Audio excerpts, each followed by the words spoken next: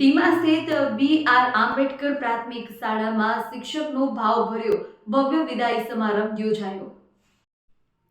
વાવથરા જિલ્લાના ધરણીધર તાલુકાના યાત્રાધામ ઢીમા વિસ્તારમાં આવેલા બી.આર. આંબેડકર પ્રાથમિક શાળામાં છેલ્લા 15 વર્ષથી નિષ્ઠાપૂર્વક સેવા આપનાર શિક્ષક નરેશભાઈ વણકરની બદલી થતાં તેમના સન્માનમાં ભાવભર્યો વિદાય સમારંભ યોજાયો. નરેશભાઈ વણકરે પોતાના સેવાકાળ દરમિયાન વિદ્યાર્થીઓના શૈક્ષણિક વિકાસ સાથે સંસ્કાર, શિસ્ત અને માર્ગદર્શન આપી મહત્વપૂર્ણ યોગદાન આપ્યું હતું. તેમના માર્ગદર્શન હેઠળ અનેક વિદ્યાર્થીઓએ શિક્ષણ ક્ષેત્રે નોંધપાત્ર પ્રગતિ કરી છે. શિક્ષકની બદલી થતાં શાળા પરિવાર તેમજ સમગ્ર ગ્રામજનો દ્વારા વિદાય સમારંભનું આયોજન કરવામાં આવ્યું, જેમાં તેમનું શાલ અને મોમેન્ટો આપી સન્માન કરવામાં આવ્યું. કાર્યક્રમ દરમિયાન શાળા પરિવાર, વિદ્યાર્થી, એસએમસી સભ્યો તથા ગ્રામજનોએ શુભેચ્છાઓ પાઠવી ભાવુક માહોલ સર્જ્યો હતો. આ પ્રસંગે ઢીમામાં પે સેન્ટરમાં આચાર્ય જિલ્લા શૈક્ષણિક સંઘના પ્રમુખ ભૂરાભાઈ રાજપૂત, સીઆરસી કોર્ડિનેટર દાનાભાઈ રાજપૂત, સંસ્કાર વિદ્યાલય ઢીમાના આચાર્ય રમેશભાઈ માળી, ઢીમા પેટા શાળાના આચાર્ય તથા શિક્ષકો, ઢીમા પે શાળાના પૂર્વ આચાર્ય ભગવાનભાઈ પરમાર, શાળાના આચાર્ય હરિરામભાઈ, શિક્ષક મગનભાઈ, એસએમસી અધ્યક્ષ અરવિંદભાઈ સહિત મોટી સંખ્યામાં વાલીઓ, ભૂતપૂર્વ વિદ્યાર્થીઓ અને બાળકો હાજર રહ્યા હતા. વિશેષ રૂપે ચમનભાઈ પંડ્યા દ્વારા નરેશભાઈ વણકરનું સ્કેચ ચિત્ર તૈયાર કરી ભેટ આપવામાં આવ્યું, જે સૌના આકર્ષણનું કેન્દ્ર બન્યું. અહેવાલ હરગોવન ચૌહાણ, ખબર બનાસકાંઠા ન્યૂઝ. પાસે હતો એનાથી અઢળક આપવા પ્રયત્ન કરે, છતાં જેને જે બાળકની જેટલી ગ્રહણ શક્તિ હતી એટલી એમની પાસેથી મેળવ્યો છે. અને એમણે અક્ષર જ્ઞાનની સાથે સાથે જીવન ઘડતર માટે ઉપયોગી ખૂબ જ કિંમતી માર્ગદર્શન, સલાહ, સૂચન અને પ્રેરક વર્તન દ્વારા પણ પોતે ખૂબ જ શીખ આપી છે. અમે જે ગાળેલો સમય છે એમને 15 વર્ષ સાથે ગયા, ખૂબ જ લાગણીસ્પદ. અમારે હજી ક્યારે એવું નથી બન્યું કે અમે એકબીજાને એકબીજા વાતમાં એકબીજાનો વિરોધાભાસ થયો હોય. તો સાહેબે સ્વાભાવિક છે, હું પણ જિલ્લા બદલી કરીને છે, દરેકની લાગણી હોય કે પોતાના વતન તરફ જઈએ. સાહેબ પણ અત્યારે પોતાના વતનની બહુ નજીક જાય છે અને અમુક ઉંમર થાય એટલે આપણી વ્યક્તિગત જવાબદારીઓ વધી જતી હોય અને એ નિભાવવી દરેકની ફરજ છે. તો સાહેબને પણ વતનથી નજીક અમીરગઢ તાલુકાનું ચિત્ર છે, એ સાહેબના ઘરથી 65 કિલોમીટર દૂર થાય છે. એટલે સાહેબની ઘરની જવાબદારીની સાથે સાથે પોતાની ફરજ પણ બજાવી શકે છે. સાહેબ જ્યાં જાય ત્યાં પોતાની ખૂબ જ સુગંધ ફેલાવી રાખે પોતાના કાર્ય દ્વારા. અને અમારો એમનું નામ તો રોશન કરે, અમારી પણ સાથે ગાળેલી યાદોને પોતાની સાથે સંગ્રહિત કરી અને શાળા પરિવાર અને અમને પણ હરોજ યાદ કરતા રહેશે એવી સાહેબ પાસે અપેક્ષા રાખીએ છીએ. અને અમે પણ અમારા ફરજના ભાગરૂપે આપને ક્યારે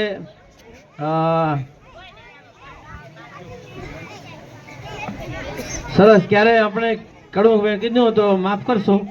અને વસ્તુ જય કે સરકારી શાળાઓમાં કોઈ પણ રૂપિયો શિક્ષણ અંગે લેવામાં આવતો નથી. આપણે ફી તો ચૂકવતા નથી.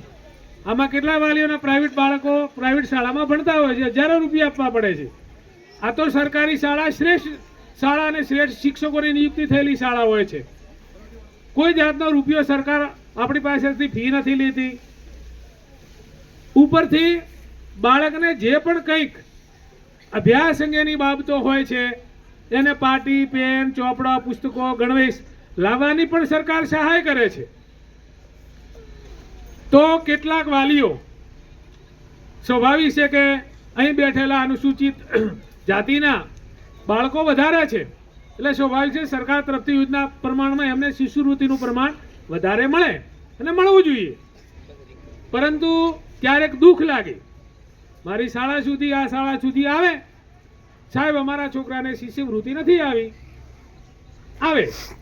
પરંતુ જ્યારે છોકરાને પૂછીએ, એના જ બાળકને પૂછીએ કે બેટા તારી પાસે નોટો કેમ નથી, તે કેમ યુનિફોર્મ નથી લાવ્યો, તારી પાસે પેન કેમ નથી, વાસ્તવમાં પૈસા જે આપ્યા હતા સરકારે એ તો એના માટે આપ્યા હતા, વાલીને તો આપ્યા નથી.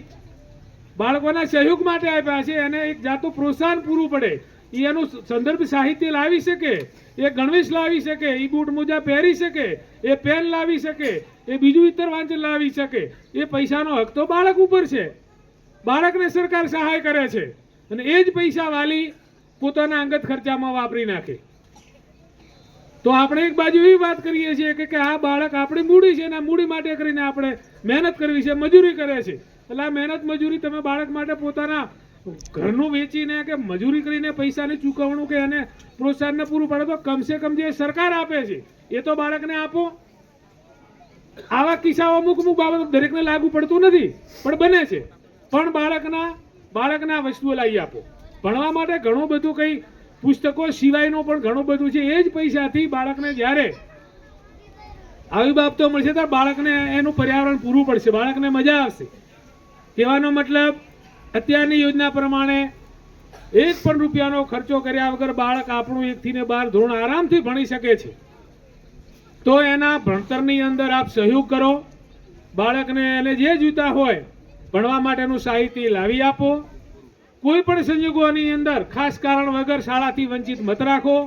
અત્યારે કેટલી એવી સિઝન ચાલતી હોય નીંદણની નાનના બાળકને એવી પ્રવૃત્તિઓમાં મત જોડો.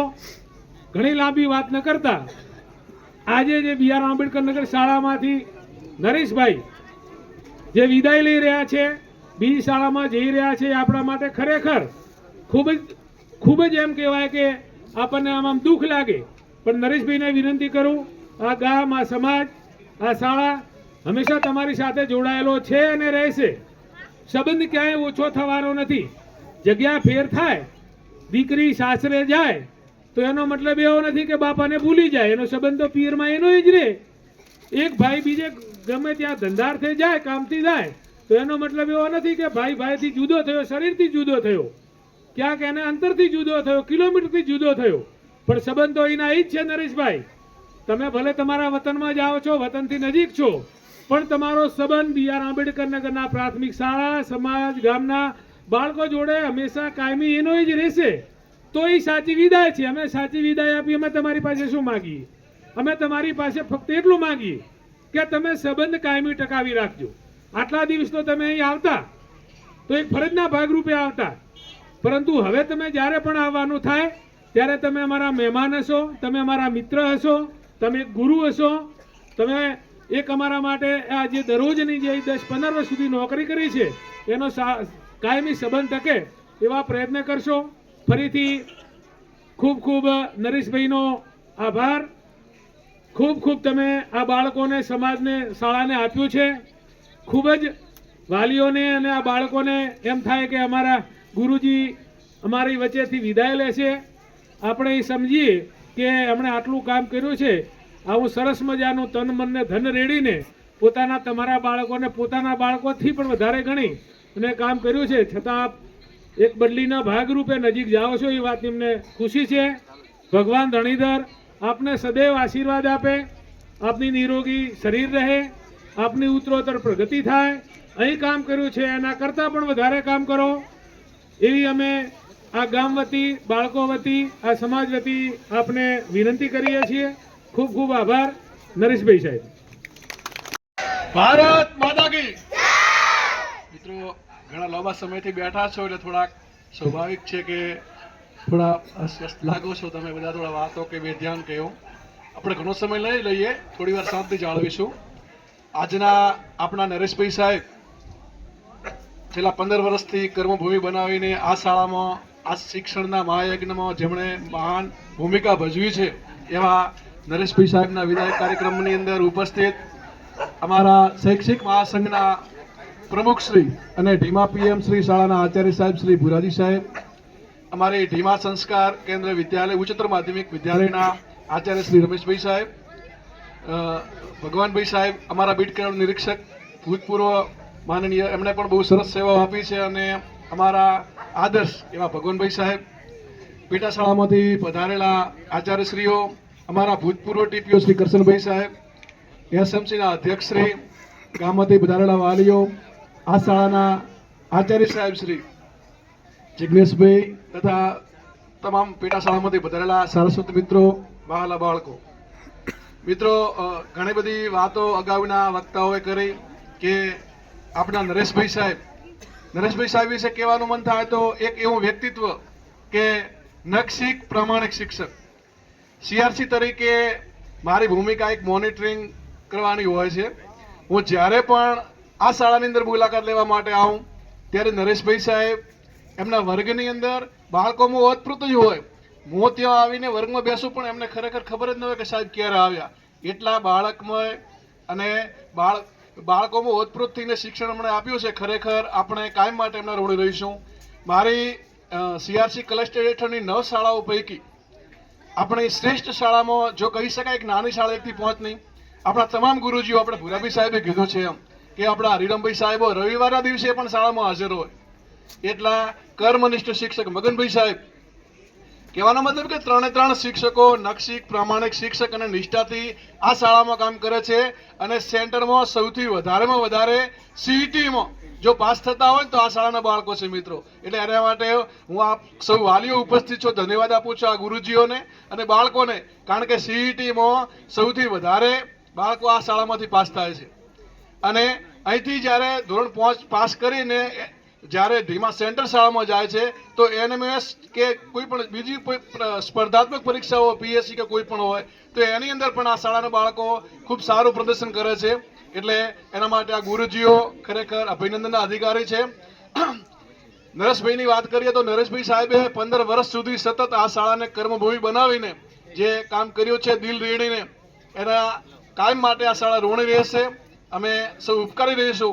જ્યારે આ શાળાના વિશેષ ઘડતરમાં સંસ્કાર ઘડતરમાં એમનો વિશેષ ફાળો રહ્યો હોય ત્યારે અમારો જે મોનિટરિંગ વિભાગ હોય કે શાળાના સેન્ટર શાળાના આચાર્ય સાહેબ હોય કે બીજા ગુરુજી હોય, હમણાં આપણા રમેશભાઈ સાહેબે કીધું એમ કે હાઈસ્કૂલમાં પણ આ શાળાના વિદ્યાર્થીઓ જોરદાર પ્રદર્શન કરે છે અને ભવિષ્યમાં પણ સરસ મજાનું આવું કાર્ય કરતા રહે. હવે ઘણો બધો સમય લીધો છે એટલે વાત નહીં કરું વધારે, કારણ કે લાંબુ ભાષણ હોય ને ખરેખર એમ કહેવાય કે કંટાળાજનક હોય. પણ આ શાળાના શિક્ષકો વિશે કહેવાનું મન થાય કે જે ફરજ સમજે છે એનાથી અદા થઈ જાય છે. જે ફરજ સમજે છે એનાથી અદા થઈ જાય છે. જો હોય વેદના તો પણ મજા થઈ જાય છે. થાય મૂર્તિમંત યા ન થાય ત્યાંથી શું થયું, પણ સ્વપ્ન દ્રષ્ટા સ્વપ્નની પાછળ ફના થઈ જાય છે. ખૂબ ખૂબ આદરણીય શિક્ષકોને વંદન. ધન્યવાદ. ખૂબ ખૂબ આભાર. મગનભાઈ સાહેબ જે એક સાચા મિત્ર તરીકે મારી જોડે રહે.